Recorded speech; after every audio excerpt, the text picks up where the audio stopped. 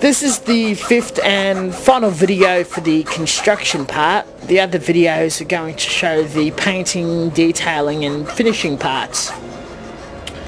I'm pretty much only tying up loose ends here. Again, there's a lot of part of this video that's done off camera. I'm working on the catwalk. It would have been very hard to cut the entire catwalk in half for 1:1 44 scale figures to be displayed on it, so I cut a small slit in the middle to show a master engineer or whatever directing traffic. The piece of styrene I glued on the end, so the surface of the catwalk's touching or making connections to the actual base while it's attached to the scaffold or the truss, which by the looks of it's not quite finished.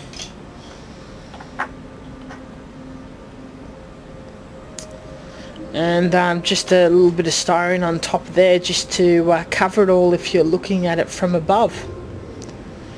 You know, just a bit of an authentic look. Little details like this makes the model. It's when you're building a model, the aim of it's, particularly in competitions, is to have as little flaws or errors as possible, because that will take attention from the build. I'm putting up all the cracks and joints and whatnot, or what's wrong with the actual build of the third wall that I made in the previous video. The soft putty is going to use to join the frame together to make the one frame, and then I'm going to use epoxy putty to fill the actual holes, which I'll talk about it when I'll be cracking it open. Again, these gaps are a lot bigger than when you're making a scale model, so a little more putty is required. I'm doing the excess technique. Not the neatest job in the world. If you have a really close look at the actual finished product, you will notice the one or two mistakes I've made, but by a glance, and particularly hidden by the model on display and the whole scaffold and catwalk, it's not too noticeable. It's just a nice background piece. Again, more sanding, a lot of sanding with scratch building. It's just how the meatball rolls. And another part of this video you'll see is actually me building the brackets attaching this base to the actual main base. I would like it to be removable for transportation reasons and display reasons. Sometimes I may not want the third wall. I may consider scratch building another third wall, which probably too bloody lazy to do so. And it's just nice and interchangeable.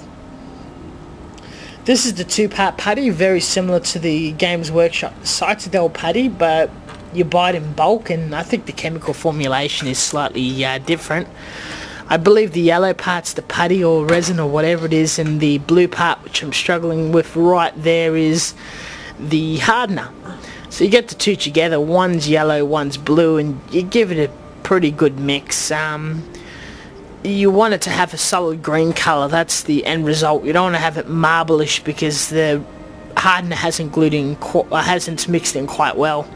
Once the two is mixed together, then there's a chemical process of it hardening and turning into a solid putty. The putty is very similar to polyester putty. It's very easy to file and cut, and from my understanding it's quite safe, but when you're handling it, wash your hands before you eat or anything, because I think that shit's not healthy for you. Yeah, giving it a good roll around, scrunch around. That's how green it should be. It's quite tacky. It can stick to most surfaces quite well, porous and non-porous. Wonders on metal and plastic. And at the moment I'm filling in these little holes on the side, probably the holes on the side of the door frame and the bottom of the door frame, because to memory I made the door frame a tad too high from the ground, and there's a gap between the ground of the hanger and the actual door frame, so I pretty much fill that out, cut it, file it and sand it into place. The problem with this particular epoxy putty is it takes a very, very long time to dry, which is great if you're scratch building figures or whatnot, because you can work on it for absolute hours, let it harden a bit, cut it a bit, and then you leave it to dry for longer. you probably need to wait a good 24 hours for this stuff to stiffen up enough. It's probably faster drying putties, but yeah, it's the putty that I choose. The damn siren's on again. I've filled all the excess holes with the sprue again, and I have a couple extended sprues to actually join it together to make it into the one box-like truss or whatnot. I fill every single hole, so there is no hole for the actual catwalk, and I'm going to drill a hole for the catwalk to a level that I like. These are one of these old-fashioned manual drills your grandpa probably had. I found one on the market for about $5 in pristine condition. If you get your hands on one of these, they're fantastic for this hobby, and they're just awesome to have. They normally fetch a higher price on eBay and around, but I was just lucky to find it off some stoned bastard at the market. God knows if he stole it or what, but fantastic tool. I probably should have put it in a vise so I wouldn't have been struggling with it just then, and pointing out my own mistakes in my own commentary. That's kind of sad. I've got all the I think I'm doing a test fitting here, or I probably just glued it into place. By me lining it up, I guess I'm glued it in, and test fitting happened before. And yeah, once it's dried and I really like the shape and the size and where it is, I'm gonna trim the excess sprue off. And yeah, now I'm going to make the metal hinges. That's tin snips, and I believe that's copper I'm working with in a fine 0.5mm or 1mm strip. I'm generally going to use fine panel beating devices or jewelry making tools to beat it into a nice hinge shape. Oh dear God, I'm wearing horrible thongs. That's shit. And I'm going to glue two of these hinges on either side of the actual base so I can slide the third wall in when I desire. It's quite strong, and it's going to hold the shape forever unless you're going to break it, but the plastic is going to snap or be destroyed well before this metal is, so no problems. Plus primer covers it quite well. You can put your hobby paint on it and nobody's going to know it's a different material. It's pretty snazzy. That's the hinge.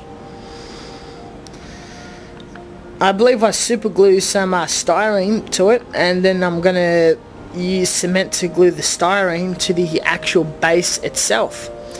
That's the base together, the Tamiya cement, and that little bastard's glued right in the back there.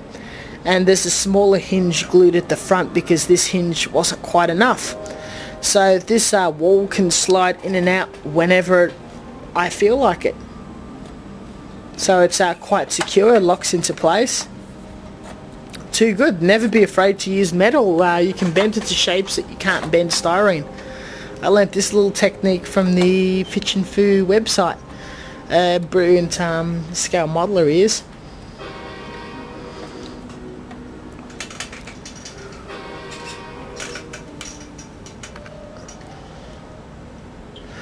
That's it together, all the pieces together, ready for priming and painting.